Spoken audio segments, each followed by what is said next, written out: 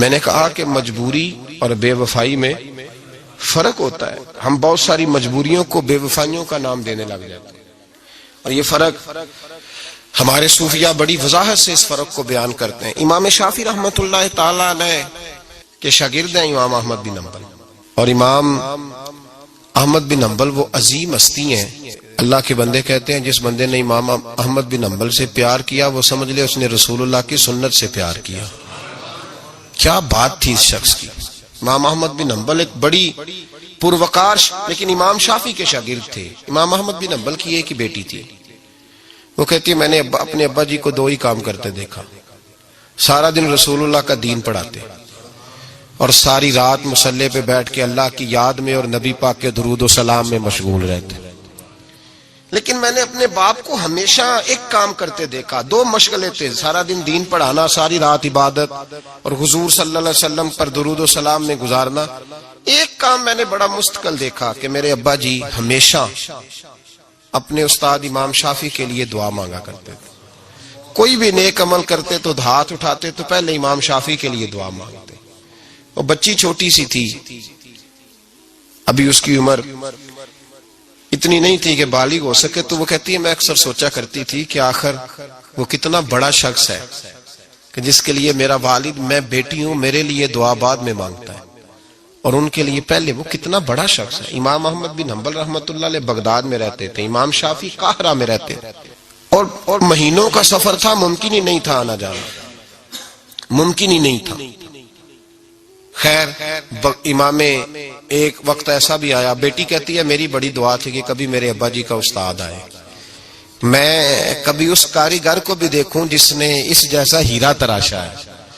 دل کرتا تھا میں اس معمار کو بھی دیکھوں جس نے اتنے خوبصورت نقش و نگار والی عمارت بنائی ہے، میں اسے تو دیکھوں. دل بڑا کرتا تھا، میں دعا مانگتی تھی. خیر ایک دن امام شافعی کا خط آ گیا، کہنے لگے احمد بن حنبل مجھے پتہ چلا ہے بغداد میں ایک محدث رہتے ہیں جو بڑے بوڑھے ہیں اور ان کے پاس نبی پاک کی ایک حدیث ہے، تو میں چاہتا ہوں کہ میں جلدی جلدی بغداد آؤں اور آ کے ان سے وہ حدیث حاصل کروں، وہ سنوں. روایت حدیث بہت بڑا مرتبہ ہوتا تھا.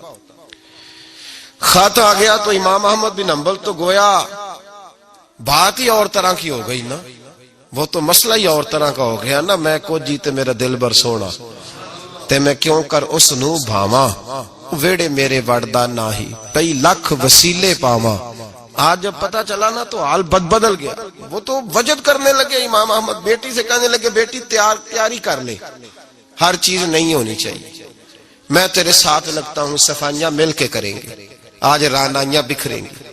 جب وہ آئے گا تو پھر دیکھے گی دنیا کہ کس طرح کسی نے کسی کی عقیدت کی ہے. امام کو خط ملا، ادھر سے امام احمد بن حنبل رحمۃ اللہ تعالی علیہ تیاری کرنے لگے اور امام شافعی چلنے لگے. جب چلے تو مہینوں کا سفر طے کر کے پہنچے. بچی کہتی ہے میرے دل کے اندر بہت بڑا زاویہ تھا، بہت بڑا، وہ بہت بڑے ہوں گے، کیا بات ہو. جب وہ تشریف لائے تو کہتی ہے میرے ابا جی جو تھے امام احمد بن حنبل رحمۃ اللہ علیہ وہ ایک چپاتی پوری نہیں کھایا کرتے تھے، آدھی روٹی ایک وقت میں ہوتی تھی اور زیادہ تر روزہ ہوتا تھا.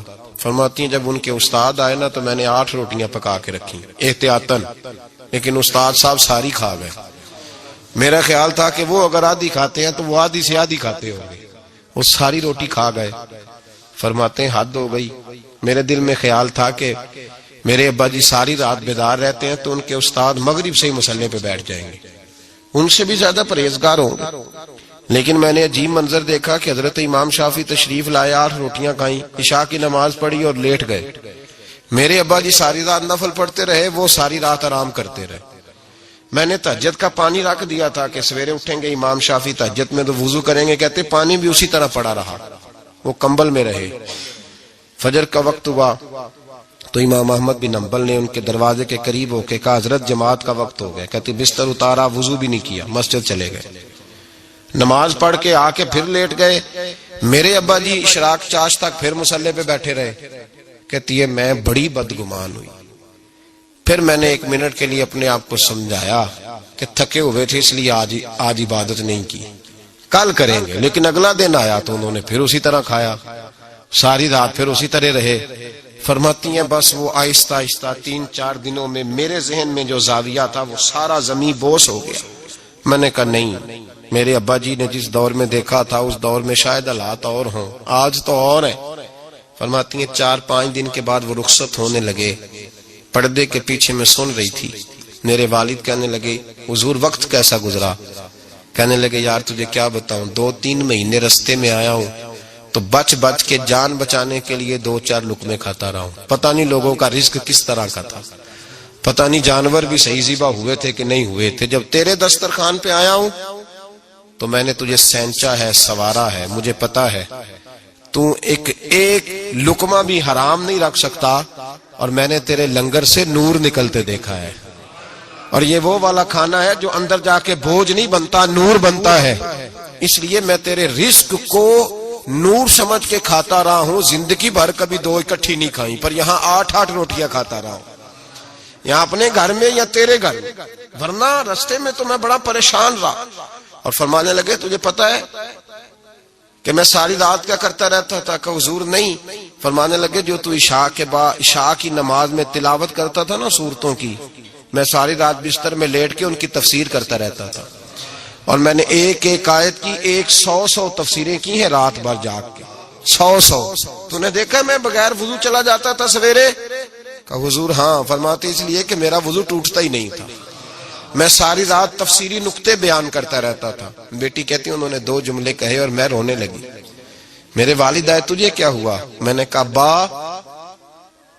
ابا جی میں کیا سمجھی تھی اور یہاں نکل کے آیا.